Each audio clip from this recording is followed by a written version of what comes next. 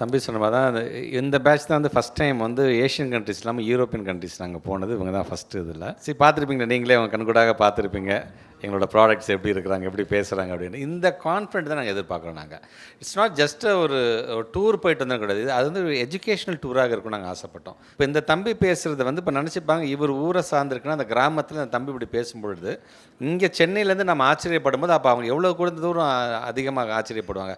நம்ம ஊர் பிள்ளை எப்படி பேசுது பாருங்கள், அந்த பெருமை இருக்குது பார்த்தீங்களா.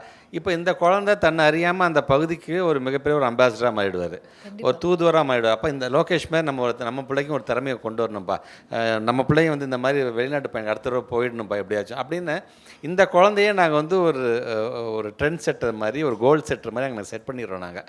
இப்போ இவரை பார்த்து அங்கே இருக்க இப்போ ஸ்கூல் ஸ்டூடெண்ட்ஸு, பக்கத்தில் யூனியனில் இருக்க ஸ்கூல் ஸ்டூடெண்ட்ஸ் முதற்கொண்டு இப்போ இவரோட எக்ஸ்பீரியன்ஸ் இப்போ நம்ம கேட்கும்போது எவ்வளோ பெரிய ஆசையாக இருக்குது. இவர் அங்கே பேசும்போது இன்னும் எல்லோரும் உட்காந்து கேட்பாங்க, இவ்வளோ நாள் லோகேஷ் அந்த சமூகமோ அல்ல அங்கே இருக்கின்ற ஸ்கூல் ஸ்டூடெண்ட்ஸோ டீச்சர்ஸ் எப்படி பார்த்துருவாங்க எனக்கு தெரியாது.